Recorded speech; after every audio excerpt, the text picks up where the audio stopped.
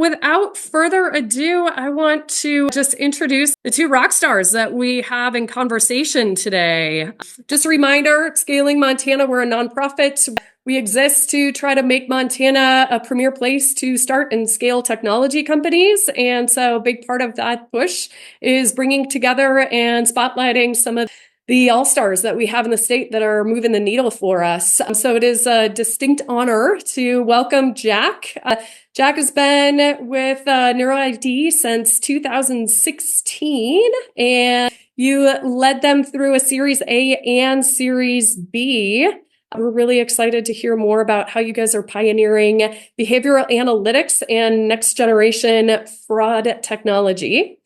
So leading the conversation is Scot Chisolm. So Scot is the founder of Classy.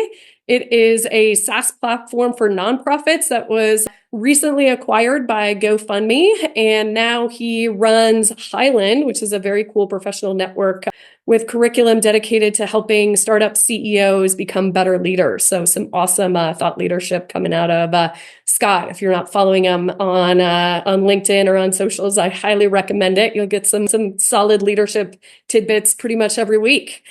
So without further ado, please unmute your microphones and let's welcome Jack and Scot today. Okay, so we'll have 30 minutes of Q&A, just kind of fireside chat between you two. We'll let you, giving you creative control over where you want to take the conversation, and then we'll have 30 minutes of Q&A from the audience here. So it's all yours, Scot. All right. Well, Jack, it's finally happening. We get to have a fireside. This is awesome. I think we tried in Scaling Montana's physical conference. So I would consider this the appetizer. I would say that we'll go deep, and then maybe we do this again live somewhere soon. But first and foremost, it's been awesome to get to know you a little bit. I also live in Whitefish. I've been here about 5 years. Jack grew up here. So he's taught me a lot in terms of how to become a appropriate Whitefishian, if that's what you call it. And I've been tracking and following Jack for years now, since we connected early on when I first got here, just about all things tech and fundraising and whatnot. So this is super cool to have a full circle moment and to chat with you, not only about the exit, but the journey, which I think is just as interesting and just as valuable for everyone that's on the phone. So what we'll do here is we'll do a little bit of a background, then we'll go into growing a company in Montana, and then we'll end with sort of like your decision to exit, if that's cool. And then we'll have about 30 minutes for folks to basically ask whatever they want. So sound good? Sounds great. We need to get together more. We live 5 miles from each other, and we're getting together on Zoom more than we are in person. But yeah, glad to be here and looking forward to it, Scot. Cool. Well, why don't you give everyone just sort of the brief background on NeuroID and how you joined? Because I read that there were actually some original co-founders, and then you became the CEO. So give us the backstory and maybe just kind of like the summary of not all the way to exit, but sort of the early formative years. Yeah. So had a background in fraud prior to NeuroID. I did a company called Count, which did online fraud protection, primarily in the card not present space. So we were talking earlier, some of our customers were people like Braintree, PayPal, and others. So understood the space. We eventually sold that company to Equifax. And it's been a very successful acquisition for them and a lot of great folks over at Count. And then it's kind of an interesting way I was introduced. My father-in-law, who knows nothing about technology and is 84 years old, his best friend from college at the University of Montana kept telling him about this, his favorite student, who was Dr. Joe Valasich, who had this idea. He was a doctoral professor down at the University of Arizona, and he was working on behavioral taps, types, and swipes. Could you infer any type of intent from how we're moving our mouse, how we're inputting information? And I think the first initial thought process was you could maybe look at how, if people had preferences, if they were inclined to buy or not. I think they then started seeing that there were some pretty powerful fraud signals for how you input your information in an era where all information has been compromised. Could you use behavior, how we input information, to derive whether or not you were who you said you were? And that was kind of the original premise. The University of Arizona has a tech launch initiative similar to the Stanford model that has come out, where professors like Joe and Jeff could take their ideas and not work on them in a clandestine fashion, but be a part of the university, get the university's backing. So they founded the company and they pushed the research forward. They had some early patents pending, but they didn't have any customers and they didn't really have a clear vision for how they were going to get to market. So my father-in-law and his best friend connected Joe and I. Joe's a native of Montana as well. He grew up in Great Falls. He went to the University of Montana. So we had some trust there and some mutual things we could talk about. He and Jeff flew up here, and we made the decision very quickly that as long as they would let me base it in Whitefish, Montana, that I would take over as CEO. And that was about 7.5, 8 years ago. And that was kind of the original, like how we got connected and how we started. That's awesome. So what was driving the decision to base it in Whitefish and not necessarily move the company or do like a remote model? I'm assuming you were sort of hybrid at the end, but what was driving that decision? Yeah, there was really no employees at the time. I think we might have had 1 or 2 employees at the time. So when I say it was a startup, it was really an idea with some patents pending. So it made sense. I had some of the team here in Whitefish that had helped me take Count from beginning to sale. So it made a lot of sense to have it here, to get that core group together and start to build the company here in Whitefish. It also then happened to coincide, COVID happened shortly thereafter. And this notion where some companies were doing distributed enterprise really got fueled. So when we started to acquire our first customers and I needed to then, double down on engineering and product resources, it was good timing for us, because in the past, there was this notion that you had to be based in San Francisco or New York, and you wanted to have an office space and you wanted to have great, benefits for your engineers, lunches, all the bells and whistles. And we very quickly the whole world moved to a distributed enterprise where most people were working from their homes. And that actually was a powerful recruiting tool for us, having the ability to be from Whitefish, Montana, where these people from DC, from all the different states that we have employees in, they loved the idea of having a company headquartered in Whitefish, coming here twice a year to our summits. And it went from, I think, being a bit of an Achilles heel in the beginning to a real selling advantage for the last 5-6 years of the company. That's awesome. And I'm experiencing something similar with Highland, where we have founders from in Montana, but outside of Montana, but they're like begging us to do more events here. So that kind of makes that stacks up. Yeah. So from founding to, today, you did a series A. You said you led series A, series B. Like, what was the general, chart the company's growth, I guess, for us, and give us some timelines, and then we'll kind of jump into some things that went wrong and some things that have gone right for you as a leader. Yeah. Well, for one of my learning lessons on fundraising, we needed money immediately once we said yes, and we were going to headquarter it here. The first, I did 2 friends and family rounds first. In retrospect, it probably guaranteed success at some level, but it also added a level of pressure that I was not aware of at the time. I didn't feel like we had the basis to go out and raise a seed round from a venture capital company. I don't think it was bolted together enough.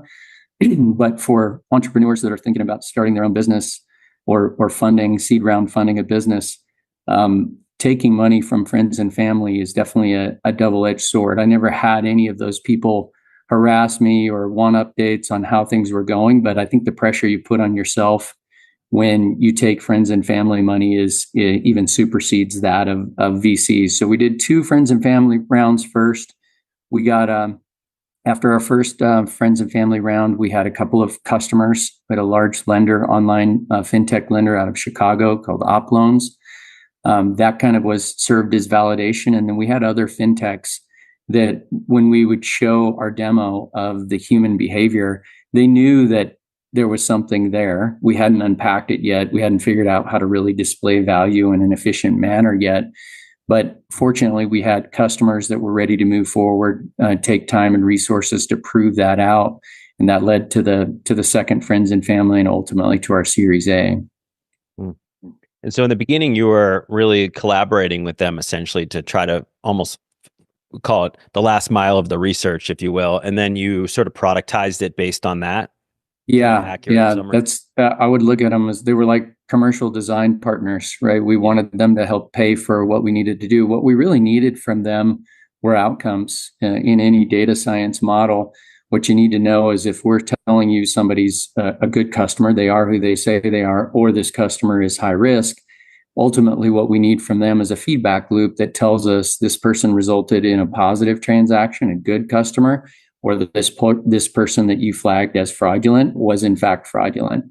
So there was the first couple of years where, fortunately, we had innovative chief risk officers who are typically the people we would sell to that would install our JavaScript. We would collect that behavior, and then they would feed us outcomes, and we would have to blind score those outcomes, and then they would validate it on their side.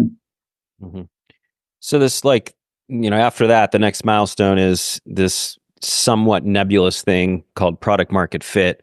How did you guys know that you sort of hit that? And I'm sure everyone's familiar with the term, but it was invented, I don't know, a couple decades ago. And everyone kind of has a different definition for it. But roughly speaking, it's, you've got something the market really wants, and you can kind of sort of move into this like, okay, now it's time to really focus on distribution instead of just building. Not that the building ever goes away, but you sort of shift your own mentality as a leader and also how you set the company up. I'm just curious what that moment was for you guys. Yeah. I mean, product market fit is something we said a lot. We read all the books. We tried to make it as self-serve as possible. When we talk about customer-facing documentation, product-led growth, those are all things that we've continued to push forward. But product market fit to me means people will start paying you for it. Yeah. Fortunately, we had some folks that had some budget that would effectively be design partners for us and work with us because they felt like the promise of what we were bringing was big enough for them to bet on it. But yeah, there was definitely a shift from let's prove it. Now, how do we get out of these 6-9 month sales cycles of having to prove it? And for us, that came by really focusing on what were the low hanging fruit. Like for us, that meant today, can we separate a human from a bot? So there doesn't need to be outcomes and data science involved. If we can really take behavior and show you, yes, Scott is who he says he is, or no, this is a bot that's been scripted. Our technology segments those really well. So to accelerate our product market fit and get to distribution and get to scale, what we needed to do is really find not the nuanced use cases, but what were the no-brainer signals that we could provide by monitoring behavior that a chief risk officer, him or her in their seat would say, I don't need to wait for outcomes. I know that if this person is automated, if it's a bot, I want to start blocking those transactions. There's nothing good that comes from that. So that was one of the things we tried to do is not get too far down the data science trail where they're integrating it into an overall model, but stay top of funnel where we're screening without any friction, all those transactions coming in, we're providing early detection if we're seeing a statistical change in what is normal for how people interact with a digital brand. How do they behave when they're onboarding? Yeah, that makes a ton of sense and does feel like some sort of, I'm sure it wasn't just instantaneous, the light bulb moment goes off in terms of strategy, but does in retrospect sound like a breakthrough where you guys were like, okay, it's like the quick to wow, get them to value as quickly as possible. Yeah. But also you don't need to go as deep. You can maybe screen X% on the front end way upstream. And that sounds like, especially on the behavioral front, that sounds like huge value for some of your clients. Yeah, fortunately for us, a lot of people don't really understand when we move from doing business in person. Like if you, we did business with lenders, digital lenders first. That was our first vertical. The banks and the banks in particular couldn't figure out how they used to be able to mail out offers for credit card consolidation, as an example. And if they got somebody to come into the bank with that offer in hand, they'd have about a 95+% closing ratio. They'd figure out how to get that product that the customer's entered into a new customer. when we went online and they tried the exact same thing, offering the same credit card consolidation for customers online, because of the lack of visibility and the fear of fraud, the tools and the rules that they had in place were so restrictive that that completely inverted. The best lenders that we saw, this was a real learning moment for us, were closing less than 10%. So they were going out, they were paying for demand generation, they were creating these offers, they had the platform in place. Because they were so blind, they lacked visibility into the fundamental of are you who you say you are. They were erring on the side of declining 90% of the applications, which was a real head scratcher for them. So when we came and said, hey, we can start monitoring the behavior upfront, top of funnel, and we can start having you not only see who your bad customers are, but one of the other learning points was they were even more interested in understanding who their good customers were so they could reduce friction and not put them through an onerous experience to become a customer. Yeah. Yeah, that makes a ton of sense. So I'm sure you haven't had like a ton of time to digest and reflect backwards, but I am going to ask you sort of a couple reflection questions. When you look at the last X amount of years, I guess it was 2016 when you started, Jenny was saying, what do you think's like one thing you got really right as the CEO and the leader? And then we'll go to the constructive side, maybe something that you got wrong that people can learn from. Yeah. I think the thing that we got right was always believing that if you had the right team members and you drove the right culture, that eventually you would figure it out. And that buoyed us many times along the way. There were lots of times where we thought we had figured it out. We had these aha moments where we're like, okay, now we're going to scale, we're going to crush it. It was always the grind. Like we never hit the easy button the whole time, but the culture buoyed us. Whether it was somebody making a brisket, somebody coming in and making breakfast for everybody. When we would fly, we'd try to really dive into our remote employees and keep them motivated. So I think defaulting to what I felt like I had control of, which was the culture, how we showed up every day, how I showed up as a leader, what we did, as far as honoring one another in the company.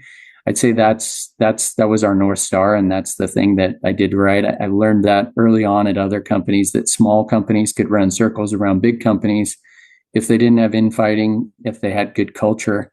So I'd say that's the thing that kept us going and that we did well and that I always focused a lot of attention on. As far as the thing that I got wrong, I think I tried taking what worked at other companies. I've had the fortune to do go-to-market for several companies before this, and usually that was like 6 months of really hard work, and then we found that easy button and we found scale. This one, I think I underestimated the complexities, the technical complexities involved of taking a signal as noisy as behavior, rationalizing it down into scores or attributes that could be used. The other thing that we didn't realize is when we installed our JavaScript, everybody's onboarding flow was different. So we had to map first name, last name, address, and all of them were different. Then you had a CX team that was constantly trying to juggle that to make their experience the best, which would unhook our technology.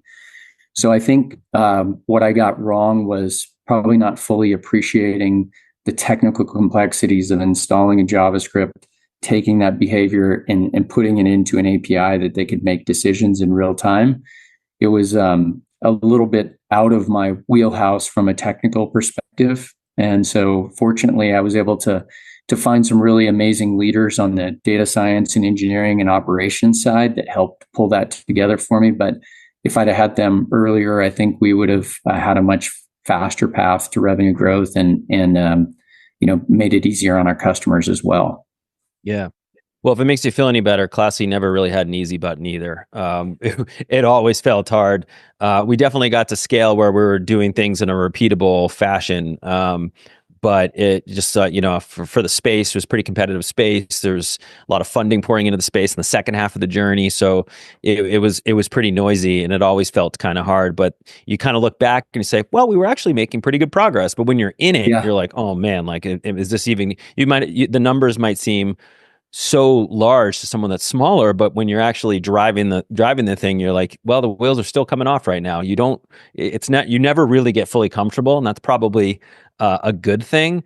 I don't know if you know Andy Grove, the CEO of Intel, legendary CEO, but his other book that I really like, I usually talk about high output management. The other one is Only the Paranoid Survive, and I feel like that's like a little bit of like relevant here, and it's something that, if you do hit the easy button too early, whether that's because of funding or you found some breakthrough, oftentimes that backfires. You kind of take your foot off of the accelerator in a way, or you're not as connected to the product. So maybe it worked out in the end, but I think people search for that easy button, and it never comes. And like, Yeah, I hear you on. It's good to hear that it wasn't easy for someone else and that it was always a battle. Because I think from the outside, when people see an exit, they think, wow, right place, right time. They figured it out really quick. And for us, that's why we defaulted back to culture. And on the easy button, we actually even bought the big Staples red easy buttons, and we put them on our desks. So I think we were trying to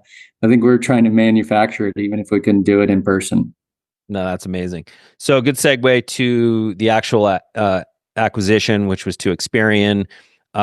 Curious, just at a high level, like, did you guys know Experian before? Were you a partner? What kind of led to the acquisition? And then second part of the question would be, how did you know it was the right time? Because it seems like you guys still had, and I'm sure they'll take it in an amazing place in the future, but it seems like you guys still had a lot of upside. Like, this isn't a space that's going anywhere. This is becoming more and more important over time, not less. So I'm just curious, like, what drove that decision? How'd you know it was the right time? Yeah. We had inbound interest. So behavior was starting to become strategic. When we were introducing it, 5-6 years prior, we really had to go find very innovative chief risk officers that had some budget, that wanted to prove it out. We had some other competitors that were acquired. So we had a company out of London that was acquired. We had another big competitor that was PE backed on several big rounds. So fortunately, the space was being validated. We were gaining traction. Others were gaining traction. And I think the dots were starting to get connected for data bureaus that, hey, this is a new source of data. We make our business off of data. This JavaScript that NeuroID has is a net new collector of behavior that can help inform all the other products that we sell our company. You asked also if they were a partner first. I've been fortunate enough to be a part of 5 acquisitions, and all of them, in every case, we were a strategic partner to the acquirer beforehand. So the goal, that kind of what I saw in the prior times, was if you came in as a strategic partner, you proved out the value proposition, and you don't have to do it for years, maybe like a year, and you make yourself irreplaceable. Like, you cast a vision that says, hey, imagine not having this partner. And for us and the other companies, it was a big differentiator for them. It was a new vector for them to go off of. So we had inbound interest. We were already a partner of Experian. We had interests with others in their competitive set. So that's actually what kicked it off. I talked to my board about it, and we felt like it was definitely time to take a look. Our biggest gating factor was demand generation. Like, we had to work really hard to find net new opportunities all the time. We got to where we were converting them really well, but we were literally going direct to market, one customer at a time. So the notion of taking, somebody like Experian, who has tens of thousands of existing customers that they sell credit products today, and knowing that they could then add fraud as a new product offering to those existing customers, that's what underwrote the acquisition. They could assume a very small penetration into that large existing customer base for a product that they knew they wanted. So I think that gave both us the confidence that we could finally scale this technology, because our goal was to get it out not to tens or hundreds of customers, but to have it everywhere. So I think it worked well for them, and it showed us a way to really deliver on the promise of the technology at scale. Yeah. And a lot of founders will ask me, and I want to ask you the same thing. It's like, do you form these partnerships with exit in mind, or are you just forming them because they make sense for you as the company too, because you're getting something out of the partnership and maybe it just leads to acquisition? I'm sure it's some blend of both in a way, but like, what's your take on that? Yeah. Strategic partnerships and channel partnerships are so important. And I think early on, you take a channel partnership with somebody that will really give you the time, effort, and energy, give you access to their customers, and you think there's a good strategic fit there for you guys to commercially move product and do business together. I think it's also a wise move to look further down the road and look at, what could this partnership be? Is there a real 1 + 1 = 5 opportunity here for the two companies to come together?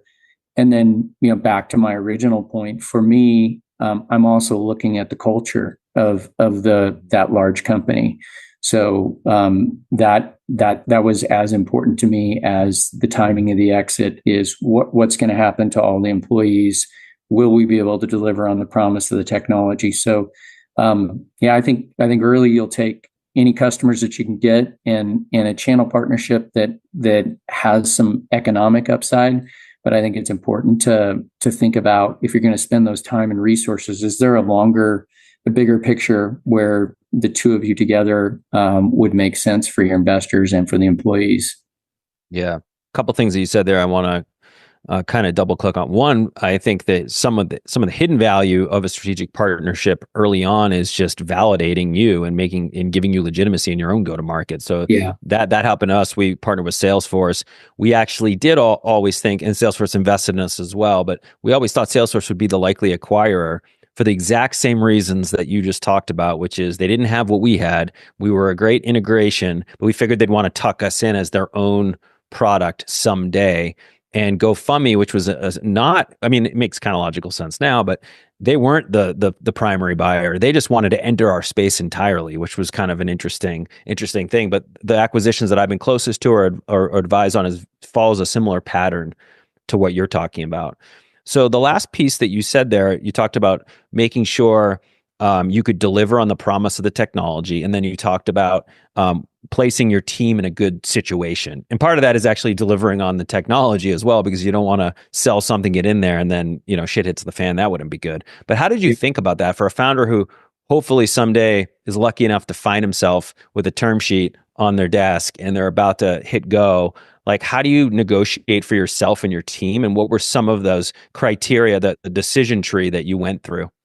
Yeah, it's you're so focused on the transaction. For those listening that haven't been through a transaction, I went from thinking I wanted to be a banker in the first 3 months to never wanting to be a banker afterwards, because they never sleep. They're always asking you for information. You're always updating things. So you almost, that becomes your number one job for a while. So I think we were focused on the metrics, focused on all the things that would make the acquisition happen. But in the background, fortunately, our team had worked with some of the folks at Experian for over a year. I was really fortunate in that I had an executive sponsor inside who I'd known for a while and I trusted a great deal.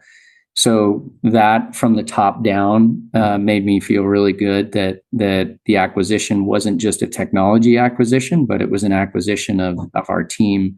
Mm-hmm. They felt they were lacking deep domain expertise in the fraud space. It's a top 3 initiative for the company now. So I think it made it easier for me because it wasn't just a technology acquisition where they wanted to add behavior to the mix and get new data and they'll do it themselves. But they really wanted a team to come in and drive this top 3 initiative of, driving fraud to the same level as credit. So there's a lot of room to grow there. But I think having good relationships with the people on the inside that were sponsoring the transaction gave me a lot of confidence that myself and my team were going to be taken care of well. Mm-hmm. And just for like almost more on the tactics, though, it is similar to if anyone's thinking about raising money. there's some similarities to the acquisition process and how you think through the terms on the term sheet and the variables that matter. But just to give a couple examples for folks, and I want to kind of understand how you weighted some of these things, but you obviously have the price, that's going to be negotiated. Then you have your term, how long you have to stay there and what happens to you. And that would be your own salary and how the options are treated. Maybe you get it's typical for the CEO, maybe others to get plussed up. So you get additional equity if that was a thing. And then like your leadership team, sometimes you'll sort of give a suggestion on them and then they'll negotiate independently with the company. And then below that, it's kind of like maybe treated in one swath. Was that roughly how you guys thought about it? Or how did Experian come to you and say like, here's how we're going to, like, was there a methodology, I guess, to say, here's how we're going to essentially convert everyone into our employee base. And here's the compensation and the incentive alignment that we're thinking about. Yeah.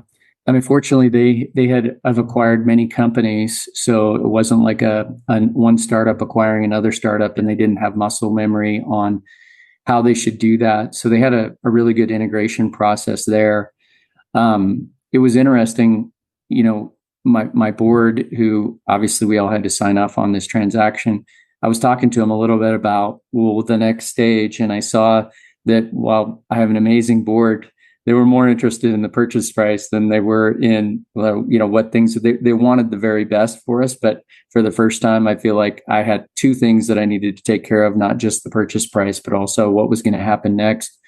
I think it ended up working out really well. Experian has an amazing culture, which is hard to do for a publicly traded company of that size. And I feel like everybody feels like we landed at a really good spot where key folks were all taken care of very well. And for all the other folks, I think it ended up being a really good transaction. All of our employees were shareholders. So there was a liquidity event for everybody. And then I think when they look at benefits and, total compensation, everything's gone up and to the right. So that's not tough to sell when everything's getting better. Yeah, and your situation was different from mine, whereas the acquirer was a private company. So the shares, the equity component of the deal is illiquid until something happens later, which can make the negotiations more complicated. And sure. It involves a lot of trust, really both sides, but certainly on the incoming company. So that has to be, done very delicately. And that's really where that was one of the biggest points that we went through, where it was like, ooh, is this going to happen? Because it's like you're now trying to figure out valuations and all this. And do you agree on the share price that they're giving you? And do you go on the 409A, all that stuff? But the public company, it's been validated by the market. And, if equity, we don't need to get into the details, but if equity was a component of the deal, then there's a way for people to cash out at a certain amount of time. And I think that makes public company acquirers like highly, highly attractive. Yeah, for sure. A strategic acquisition of a publicly traded company is certainly a lot more clean than, the combination or even a private equity firm or a private company buying you. So I don't know if I added that level of complexity to it, I might have been out. So I admire you for pushing through and figuring it out. What you said about the possible splintering of alignment at the very end between board and the people that are going to go forward, I've seen that multiple times. The one upside of having an equity component is that they're potentially the investors are also getting equity in the go forward, and they're tied to the success metrics of the team. That isn't always the case. They don't want that. They want to negotiate. They don't want to earn out for the investors. But sometimes I've seen that tied together where that puts them in the same camp. But I think most investors are just like, hey, we went through the journey together. We're as aligned as possible. Let's make some money on this thing, and we wish you the best in the most humane way possible, but we're not going to get involved in the details, the intricacies of how you guys are going to get compensated and all that stuff. Like that's not usually primary. we were lucky. I don't know about you, but all three of the investment firms that backed us in our Series A and Series B are personal friends. They were with me and the whole team along the way. They were all up here in Whitefish for a closing dinner, coming from Atlanta and San Francisco and DC. And one thing I probably failed to mention earlier is when you are selecting who you're going to take money from, sometimes term sheets can be better with people that aren't going to add value, and maybe you wouldn't call a friend down the road. We were fortunate enough that all of these folks have been up here fly fishing on the river with us. They've been to the music festival. We've gone and visited them in all of their cities as well. So that's definitely something that I didn't hit on earlier. Is I would say, when taking money, would you not only take the money and do business with the firm, but would this person be a friend? And do you think they'll be there during the good times and bad? Yeah, I've definitely made that mistake with one of our investors, who we ended up buying out of the company, actually. But that was the first and only last time I will ever chase valuation of anything. I always now will go for the fair value. You don't want to obviously negotiate against yourself. You want a fair valuation. You want the other person to get upside. Because if it's all coming to you early on, then that puts massive pressure on the relationship, and that cannot, that typically doesn't end well at the end of the day if there's any rockiness in the company. And so I think you go for fair, don't go for the premium term sheet every single time, because a lot of those folks, if the first sign of trouble and you're going to be in a nuclear situation at the board level, which was not good, not fun. That's great advice. So I think we're gonna open up to questions. I have a few more too, if we need to. But Jenny, did you want to facilitate this part? Yeah. So normally we just kind of open it up to questions. So feel free to put some questions in the chat, or I can see all of you and can call on you as well. We can do this teacher style. So if anybody has a burning question for Jack or Scott, now's your chance. I'll ask. Okay, Graham. Jack, thanks for the presentation. So I guess what I took away from the early days was you guys were pretty far ahead of where the market was with your technology. So for those folks who might be in sort of startups that are way ahead of the marketplace, like, how did you think about identifying the early adopters? What were the kind of the red flags that you kind of learned about people who would ultimately waste your time, right? Because resources are really constrained and you can burn a lot of money chasing folks who never convert. So can you just maybe talk us through like how you thought about identifying early adopters and how you track them to make sure that they were going to convert? Yeah. Fortunately, we had from the time at Count, we had some people that believed in us that we'd done business with in the past for fraud prevention. So those were certainly the first calls that we made. As far as who are you going to waste time with? Who are you not? Because you have very limited time and very little runway with seed funding. The real litmus test for us is, would they take the technical resources to install our JavaScript? Would they put us, sometimes for the first time, we were the first vendor ever to get access to, their onboarding form. And so if they were willing to do two things, install our JavaScript, take the technical resources to do that, and feed us outcomes, we felt like that was enough skin in the game that we would host or pay for that trial to prove it out. Great question. Yeah. So I think we're going to go to Billings. I see Keith over there has a question. Thanks, Jenny. Before we ask the question, Scott, that's a fantastic Ron Burgundy over your shoulder. Yes. Glad you commented on that. Yeah, if someone doesn't comment, it's just awkward. So I'm glad you pointed that out. Gotcha. But my company was called Classy, which came from the term stay classy. It was the movie Anchorman happened to be on in our apartment when we founded the company at 24 years old.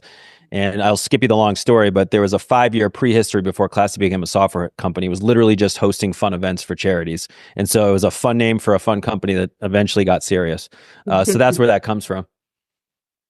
Love it. So my question is in regards to, Jack, you talked about going to a friends and family round twice. And would you change anything about that process? I really am trying to figure out if it's necessary. And do investors want to see that you went through the process of friends and family, or can you move past that? Just to avoid any, like you said, the pressures and things that come with getting loans or getting investments from friends and family. I would be concerned about that. Yeah. Fortunately, a lot of the venture capitalists have seed round funds. I hadn't done a seed round through a venture capitalist, so I didn't really have, and I didn't have the time. When we made the decision, we needed to fund it immediately. And I think we raised our friends and family round in less than 30 days. So I think when you talk about access to capital, you really have the choice of self-funding it. You have the choice of doing friends and family, or you go into the VC community and try to talk to one of their scout funds or talk to somebody that's running their seed fund. So, for advice for others, and I'd love to hear Scott's opinion on this because he's got a lot more cycles on this, but those are the three areas that I saw potential funding, and we ended up going with friends and family. I just wanted to point out to everybody that if you do that, you should just know that that you will, at least if you really care about the business and you care about the people that you raise the money from, it's going to put more pressure on you than you're already putting on yourself. And most entrepreneurs are putting an unhealthy amount of pressure. So I don't know if there's an easy answer. I'd love to hear Scott's opinion on this. And the reality is that you usually just don't have enough traction in the beginning to go to VCs certainly, but even like boutique firms and sometimes even formal angel groups. Like everyone wants some level of traction. Now the options have increased over time. So there is like seed and sub-seed and sub-seed and God knows what the categories they're inventing these days. But so there's definitely more options than when I was first doing that. I did friends and family for years, and I'd say friends and family, and then angel investors. But that wasn't because I was trying to be strategic or smart. That was really because no institution wanted to invest in us. They didn't believe in our space. They didn't understand that you could work with charities and really build a big business. And eventually Traction became our best friend, and then institution is starting to lean in. And I mentioned the Salesforce integration earlier in partnership. When Salesforce started believing in us through a commercial partnership, that's actually what turned the tides. And then all these VCs wanted to invest in us. They're like, well, if Salesforce sees something in these guys, maybe there's something there. So ours was out of necessity, frankly. And I raised $5 million. I like to say from $25,000 at a time in the beginning. I was also 24 and I hadn't done another private company, so I was a first time founder and then some. I was super green, and so you add all that up, and my fundraising history just extended well beyond the time you'd ever want it to. And I had to just really think outside the box. It started with friends and family, and then it became, enough traction for like an individual angel to invest. And then the best type of angel investors I found were the ones that give you a little bit of money at first, but they have the capacity to do more. And so what you say to those guys, it's like, you think they're going to get, typically you're like, oh, they're going to invest like 500K or $1 million. And then they give you 100K, which by the way is still amazing. But they have more to give. So you say, what could we do over the next 6 months where you might invest again? And I did that like multiple times and got 3 angel investors from 100,000 all the way to $1 million each. And they're really happy people right now because they invested us early and got great prices. But that's another sort of creative way to go about it versus rushing right to the institutions. But Jack's right about the pressure. There's no way to get around that. Just don't go to like your Aunt Sally that's broke. You know what I mean? Like go to your rich aunt or something like that. Like, go to someone that it's not going to be lights out for them if this fails. Like you don't want to put that strain on yourself, and your family. It'll be very awkward Thanksgiving dinners. Well, I just to add one more thing. I am a customer of Classy. I've been awesome. Fundraising. Yes, I've been a professional fundraiser for over 30 years. But I'm crossing over to doing more social impact business here in Montana. And so friends do look like philanthropists, but also could be possible investors in this new venture. So there will be some of that that happens. I'm just trying to figure out, how do I determine, do I want to use those relationships now or later? Well, if they're relationships in the space that you're friends with, but they're also sort of understand your space, I would say, yeah, definitely. And my best angel investor was actually a successful social entrepreneur that had exited and just understood the nonprofit space. And so he barely even needed to see a deck. He's just like, oh, I get it. You guys are basically, leading the charge in digital fundraising, like, duh. And that's so amazing. When you find someone that just truly gets it at that level, like, lean into that for sure. And they could also bring you relationships in the future and all that stuff. But any investor, whether it's angel investor or VC, if you have to convince them, if you find yourself convincing them on the market, they're either A, likely not going to invest, or B, they're probably not the best fit. Like, you really want the market conversation to feel pretty fluid, pretty collaborative. Granted, you're going to have to get better at talking about it. It's not to say if you have a really crappy pitch, someone should just automatically get it. But when you're running into they're asking really basic questions, they don't even really get it. It's like, maybe don't spend your time with that person. And that's all the way to the angel investors. Friends and family are naturally not going to know as much, and they're just going to invest in you. A great point. All right, we've got one more question from the chat. So Finn wants to know, what did you consider like your main role or responsibility as CEO? Like, what was kind of your North Star and the main thing that you felt like you could do for the company? And then I would just like to see that kind of compare and contrasted with Jack's kind of role versus how Scott saw his role as CEO. Yeah, I'll take it first here. We talked about culture, so I think I gravitated toward it because I felt like it was something I can control in a world or a company where some of the stuff felt like it was outside of my control. So that was my primary focus, was to continue to double down on the culture. So I don't know if I'd add anything else. I'd kick it over to Scott. I think it. I think culture for sure, and people. You have the most influence over that as the CEO, so that's got to be foundational. I'll add some additional stuff just to not be so redundant. But I would say probably my superpower was in product. And every CEO kind of has a superpower. It doesn't need to be product. It could be sales, could be whatever, marketing, something like that. And they tend to do that role in the beginning, and they go deep into that role, and it usually becomes a significant differentiator for the company. But as you scale, it can actually backfire if you don't backfill yourself and you get sucked into the weeds. So when I answer that question initially, is I ran product for a long time, it's more on the design side than the engineering side, although I was an engineer. So it was more on the UX side and all that stuff, and I just truly loved it. I still love it, honestly. I miss it, and hopefully we'll get back to it someday.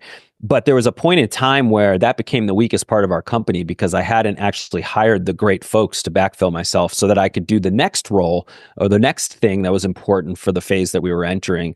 And so over time, I would say if you're not, in a deep in a function, like Jack said, the biggest thing that you can control is the people that you put to lead these functions, and really just making sure that you have a super tight, super cohesive leadership team. Like, that is actually the strings. That's the highest leverage thing you can actually do, because those are the folks that are going to be deep in the function without you there all the time. So you need to know they're great and they're making decisions that you would probably make, or better ones, if you were actually running that role. And that takes a lot of coordination on the top and just a lot of thinking around not just the people, but how you lead that team. Yeah, for sure. And Scott helped kind of prompt the second part of the question that I didn't answer. Scott said his superpower was on product. I had a 30-year track record building and scaling sales teams. So I knew that I had to be a selling CEO. I needed to have pipeline myself. I needed to own our early customers, and went through a similar situation where that worked for, call it, the first 4 or 5 years. And then when you become the choke point for every deal to run through and the follow up on all the deals, you eventually need to elevate folks internally or bring people externally that can help scale that. So I think that's a really important point that you bring up, that if you're thinking about starting a business and you're thinking about doing early stage, what is the superpower that you're going to bring to the table? Because that is going to be critical. And if you're successful enough, eventually you're going to need to replace yourself. But in the early days, I think if I hadn't leaned in at the level that I did, owning a lot of our initial relationships, we wouldn't have got the traction we needed to make it. Yeah, and then the timing of your elevation is critical. A lot of founders want to rush and elevate too early, so almost give up their superpower, get away from the details, and if anyone was tracking all that founder mode stuff with Brian Chesky and Y Combinator and all that stuff, if you're nerding out on it, it was a lot about that. And so it's not only putting the right leaders in place and eventually extracting yourself, it's finding ways to be connected to the details through those leaders and not letting fully go, but finding that middle ground that makes a lot of sense. So you can still channel your superpower, but you're not like actually running the function. You're not in the weeds at scale. We've got one more question in the chat, but I did want to just open it up. Does anybody else have a burning question for Jack or Scott? Steve. So it's kind of in the weeds, but when you were transitioning from working with partners who were giving you technical assistance and their transition, or their team was sort of helping implement your code and getting that feedback, to actually, having proof of concept and generating sales. Two-part question, like what was it like in that transition? And then also how many customers did you have to talk to before you actually got somebody to buy in on that side of it? Yeah. Scott, do you want to take that one first? Or do you want me to take it? You can go first. Okay. Yeah. So this again, I think, goes from product market fit to commercializing and scaling. For us, it was, we actually had a very low conversion rate. One of the other things that was challenging is early on, we didn't know how to pick out those low hanging fruit signals. And so we were subject to a data scientist on the other side, taking kind of our scores and attributes, the raw ingredients of our behavior, and they would tell us whether or not it added value. So early on, our conversion rate was not good. It was a coin toss as to whether or not all that time, effort, and energy was going to, and it really wasn't in our control. It was being done behind the scenes by a data scientist on that side. We built a dashboard to visualize these low-hanging fruit. And what we found then is that took it out of the hands of the data scientist over into the hands of the people that were running the P&L. They were responsible for the business. They might have cared about customer experience. They might have cared about conversion. They might have cared about fraud prevention. But taking it out of the dark room of a data scientist telling us whether or not we added orthogonal lift to their data science model and putting it into a common sense dashboard that would show, hey, here you can see with your own eyes how behavior is changing and the elevated risk. And so that was probably the biggest thing we did, from initial product market fit of data scientists saying there was some value there and us having to accept the value and the ROI, to displaying our technology through a dashboard to give them early evidence and compelling evidence that they should move forward with us. And that really helped us scale. Honestly, I would just plus one that was very similar to our experience moving into the enterprise space in the nonprofit market.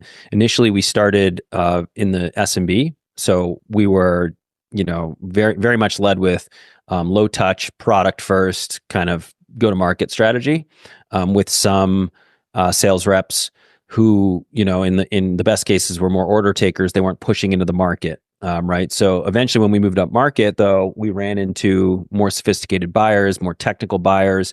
And we ran into a very similar situation where, let's just think of Classy as, Shopify. And a part of our pitch was increasing your conversion rate for donors. Well, we'd have an internal person telling us, no, you did not increase our conversion rate, or giving us all this stuff. And what we figured out was that we were coming in as a threat to that person on the IT team, or whoever that was, their chief information officer. So we had to turn that person into a champion and basically pitch the product like we were going to make them look good. We didn't say that, but that was our mentality. And then we did something similar to Jack, where we did this A/B test against a legacy product that the CIO could actually present internally, but we work with them on it. And so it's very similar kind of human psychology mixed with technology to get it in the hands of the revenue people, because they were like, well, what are you talking about? This is amazing. I can hit my goals with this. So it's kind of like aligning incentives across the buying group. But we would always start, our biggest gate was that technology person that would either feel like the work they had done internally was under threat for some reason, or, they wanted to show their expertise, and it's easier to say something doesn't work than to say, yeah, this thing's amazing. So we kind of went through that same thing. I have a question for you, Jack, if you don't mind. Yeah. Yeah, I love it. So Jack, I'm just curious, like I was in grad school and I listened to Joe Valachich, or sorry, I'm going to mess up his name. Joe talk about his technology, and it was in 2016, and he was talking about like, I think I've got somebody in Whitefish that's going to take the baton and go from here. And when I think about kind of the core foundation of what has really driven some of the success in NeuroID was like the fact that you said yes to that. And we have so many startups in Montana that, either have a really strong technical co-founder or they have, a strong operator, and you guys came together and you have both. And so I think that's where the magic happened. So I'm just curious if you could talk a little bit more about like, what made you say yes, and how do we duplicate like that magical interaction for more startups this year? Yeah, I think the simple and concise answer is, I had been a part of 4 acquisitions before. Some of them turned out the way that I wanted. Some of them didn't turn out the way I wanted. So I wanted to feel like I could build something and then have control. And that was kind of a mirage, because when you go do a startup, you don't have as much control as you think. But ultimately, I wanted to be in the decision seat when it came time for an acquisition, to control that, to have say over that, to say yes or no. And so that was a big driving factor, is 2 things: allowing me to headquarter here in Whitefish, Montana, where I'm 5 generations from here. Proving that you could do it from the mountains was important, and having control of ultimately an outcome, building the company and an acquisition. Was there anything about the technology itself? I mean, I would imagine that there's something of the technology that got you kind of excited as well. Yeah, right? For sure. I remember the first time Joe and Jeff showed me the technology. They had installed it on a lender in Dallas, and they were just asking basic questions like, have you changed your answer? Have you accurately stated your income? And seeing the actual behavior where they put in one number that was lower, and then they go back and put it in and it's higher. All of that stuff that we would see in person, they were kind of revealing that through their JavaScript and the collection method. So having come from the fraud world, knowing how blind we were, where we were just trying to look at devices and geolocation and some of the physical things, and then uncorking, actual human behavior digitally, was a big aha moment for me. And I think I underestimated how hard it would be to take it from that idea to commercializing it. But there was definitely an aha moment when Joe and Jeff showed me what they've been working so hard on. Thank you. And that's cool. I didn't know that you were sitting in Joe's. You were sitting in a lecture with him back in the day. So that's really cool to connect the dots. Yeah, it was a whole MBA class in 2016. I'm sure we all remember it. Yeah. So I guess that takes us to time. So I would love for everybody to just unmute themselves and thank these guys for such a rich conversation around some really exciting startup activity and exits in Montana. So let's give a round of applause. For having us. Super fun. Thanks so much. Appreciate it. Yeah. And thanks, Scott, for hosting here. Appreciate it. And quick plug, Jenny. I know that we're talking about the Montana Festival. Yeah. We're doing the community that I have is called Highland, and we're doing a Highland takeover, if you will, of one of the nights. And we're doing an interview, a fireside chat like this, and then we're doing like 100-person founder and operator dinner. That is still it's early, so it's still available if anyone wants to join. You just need a ticket to Montana Festival, and then you can sign up for that. So if anyone's interested, it'll be a really good time. And some of the Highland folks from around the country are even going to join me at the table too, but it'll be mostly Montana. Amazing. Well, we'll see you here in a couple of months, and hopefully we can make that in-person convening. Maybe we can get Jack out here too. Absolutely. Sitting right next to me. Okay. All right. Okay. Well, thanks everybody. We'll see you back here in a couple months or a couple weeks. I take it back. March 12th. So thanks for joining us, and take care. Thank you. Thanks, everyone. Bye.